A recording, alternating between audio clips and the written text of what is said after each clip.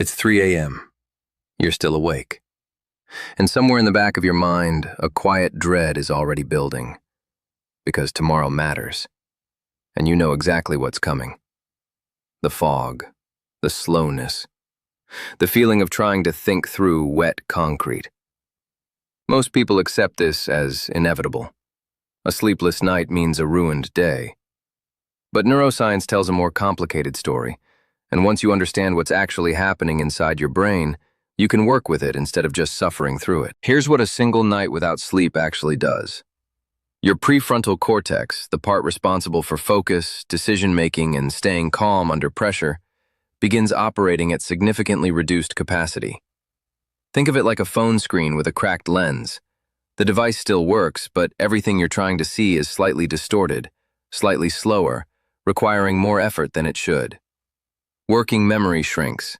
You can hold fewer thoughts at once, which means complex tasks that normally feel manageable suddenly feel overwhelming. The deeper reason this happens involves something called adenosine, a chemical that builds up throughout every waking hour, creating pressure for sleep. Normally, sleep clears it. When sleep doesn't come, that pressure accumulates. By morning, your brain isn't starting fresh. It's carrying yesterday's entire chemical weight into a brand new day, already behind before the first hour begins. What makes this worse is that emotional regulation suffers first. The sleepless brain becomes reactive, quicker to frustration, quicker to anxiety, slower to find perspective. Small problems feel disproportionately large. This isn't weakness, it's simple neuroscience. The brain regions that regulate emotion need sleep more urgently than almost any other function. So what actually helps? Start with light.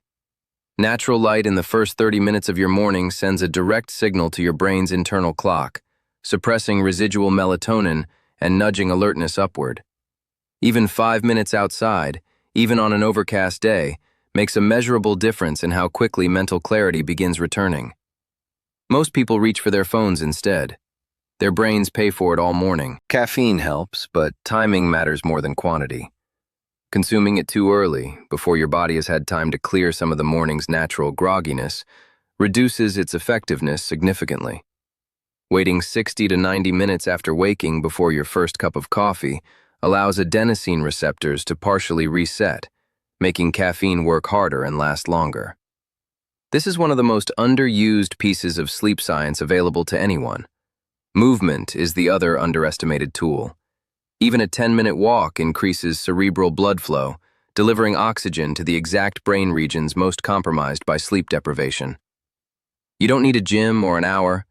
You need your body to move, deliberately, and your brain will return something in exchange. On a sleepless day, protect your most important thinking from mid-morning, when alertness naturally peaks even after poor sleep.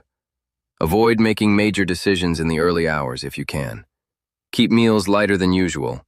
Heavy food diverts blood flow toward digestion and away from cognitive processing, deepening the fog at exactly the wrong moment.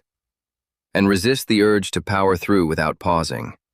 Short breaks every 45 to 60 minutes actually preserve mental performance longer than grinding continuously until everything collapses. Recovery matters just as much as survival. The night after sleep deprivation is critical, not for catching up on every lost hour, but for protecting the one chance your brain has to reset.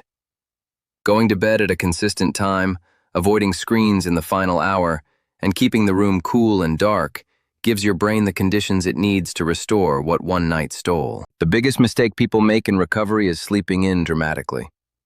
This feels logical, but disrupts your circadian rhythm, making the following night harder and extending the damage unnecessarily.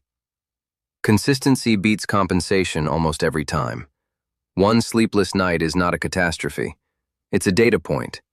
And the difference between people who fall apart after poor sleep and people who manage it effectively isn't superhuman willpower.